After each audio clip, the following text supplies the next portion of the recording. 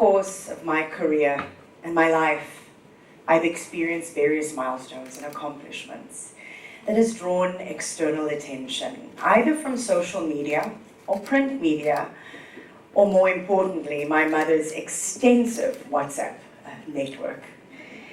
There's usually immediate elation and celebration from family, friends, acquaintances, and strangers.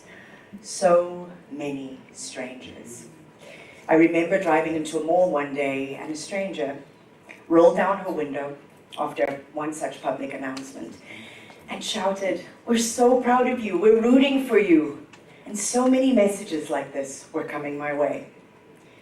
But instead of feeling the same elation and rejoicing as my community was celebrating me, I became filled with more and more dread. This gut-wrenching negative self-talk was overtaking me. I wasn't good enough. They made a mistake. And now there's an audience to watch. I withdrew. I didn't want to be seen by anyone. Now, as an extrovert, that's naturally impossible, but somehow that's how I was feeling. As an industrial psychologist, I needed to go on a journey of self-discovery. I needed to understand, what is this that I am feeling? So I delved into my childhood. I started to talk to different people who were going through the same experiences as I was. I got an amazing coach, all in an effort to understand, what is it that I'm feeling? How do I overcome this?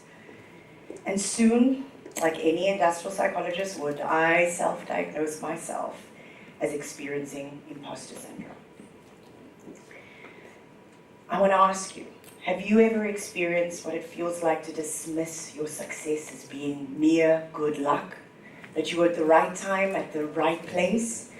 Felt out of depth? That you were inadequate? That you doubt yourself and your abilities? If yes to all of this, then my talk will resonate with you. And I hope that some of my introspection can guide you to get out of this type of situation and how to harness this negative emotion in order to something good. So imposter syndrome was something that was coined in the 1970s, and it's a feeling of discomfort, mild anxiety, second guessing in the workplace, and sadly it's a pathology associated with women. Luckily, this has evolved since then, and we've become aware of all the systematic stereotypes, racism, classism, all the isms and biases that keep us from staying at the table. The term comes bearing a heavy load of feeling like a fraud and your weaknesses are on display. If I talk about this particular syndrome, I thought that this definition is simple enough because there's so many definitions out there. The imposter syndrome is a gap between who we see ourselves as being and who we think we need to be in order to achieve a goal. While confidence is about who we believe we can or cannot be. As I delved deeper into this, I found so many studies just to confirm that I wasn't alone. Others were feeling this way. Up to 70% of other people at one point in their lives have felt like an imposter. People like Maya Angelou, Albert Einstein, Michelle Obama, for goodness sake, were feeling this way. How was I supposed to overcome this? So I delved deeper and I started to ask friends, why is it that we're not talking about this? And it is something that I realized we're not talking about it because we don't know how it manifests. Did you know that there are 5 different ways that imposter syndrome manifests? So let's dig in. Let's talk about it. The perfectionist. This is somebody who needs to focus on how it should be. And it needs to be 110% right, each and every time. And if it isn't, it's only a confirmation that you are an imposter. The second is the mastermind.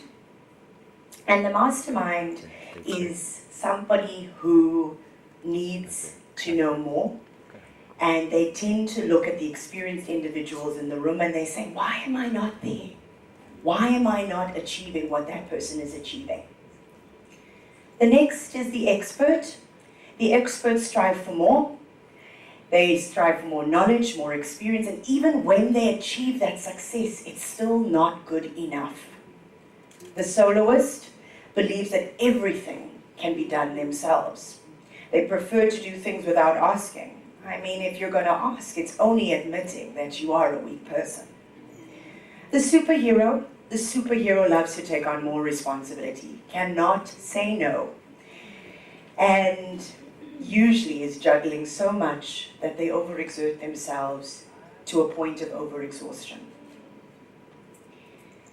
After identifying how it manifests for me, I will not admit what it is. Those that know me will know what that is. I had to make a choice whether I was going to inhibit this term, or whether I was going to push back. Just because I felt a little bit of anxiety, whether I felt unsure of my ability, or tackling a new role, an initiative, a project, was I going to surrender to this feeling? So I chose to push back. There's such an internal focus on this phenomenon that we forget that one needs to look at it holistically. It is a two-pronged approach. We need to understand what is happening in our environment, because this is reoccurring time and time again. Why is this happening? Could it be because of workplace dynamics and the systems that are in place that bring this prevalence to be? Could it be because of societal, historical, and cultural contexts that manifest this divide? We need to consider all of these when we tackle imposter syndrome. As a woman of color, and a senior youth, I'm going to claim it. Anxiety, self-doubt, and feeling that we don't belong in the corporate workplace is prevalent because when I look around the room, there aren't others that look like me, that think like me, that talk like me. And it's difficult to compare. There are limited role models that are out there. So I do believe that the answer to overcoming imposter syndrome is about creating an environment that fosters diverse and several different leadership thinking, stereotypes that are broken down, bringing in diversity of racial, ethnic, and gender, so that we don't have to have one person that speaks for all, and that we start to make what we stand for just as professional as the current model. So imposter syndrome has been found to be prevalent in high achievers, women, and underrepresented minorities. Human capital professionals and representatives and leaders of organizations have to create strategies to ally these barriers, as the talent pipeline could be sabotaging themselves in their own careers. A recent study revealed that 85% of people feel that they're incompetent at work even after 3 years of working experience. 80% of men, 90% of women experience the imposter syndrome. Based on another study by KPMG, an outcome from a survey was 85% of women have not spoken to somebody at work out of fear that admitting it will be an admission of weakness. 75% of female executives experience imposter syndrome, and working mothers make up 50% of imposter syndrome sufferers, because they feel guilty for focusing on their career and also having to choose between their personal life.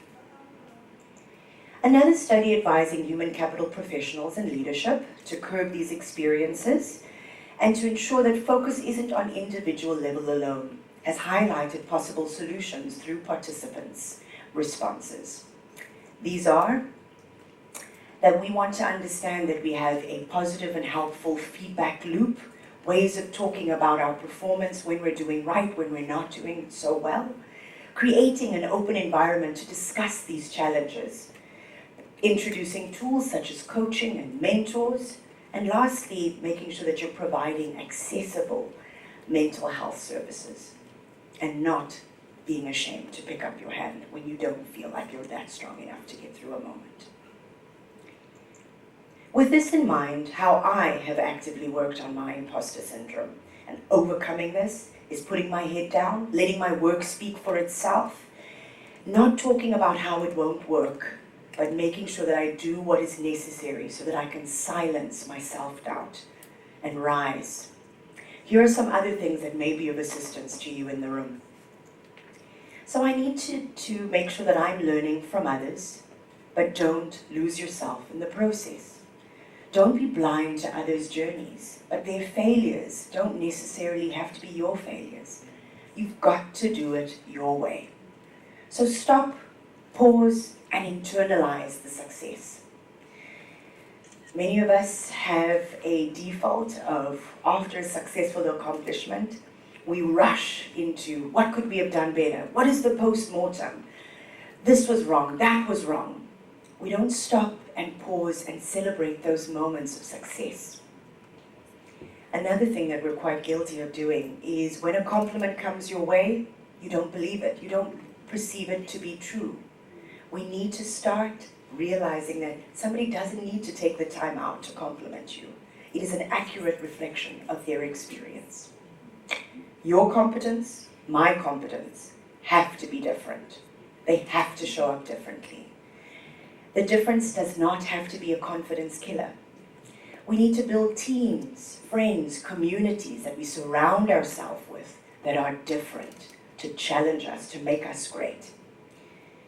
Study your strengths, very importantly, attract those complementary strengths. Working in teams where you know what your strength is and what the teams around you's strengths are as well, so that you can rise and rise together.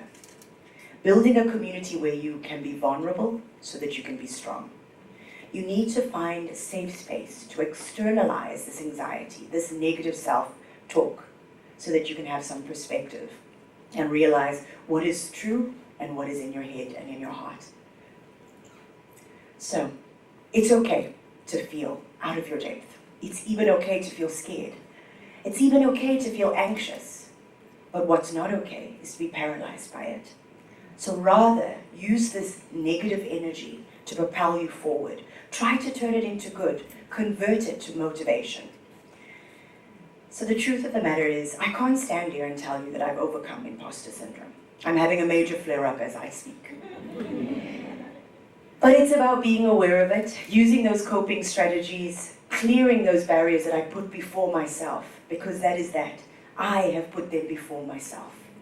And where things don't go as planned, it's a moment to shift my perception and not see myself as a failure. It's a part of my journey towards thriving. Thank you.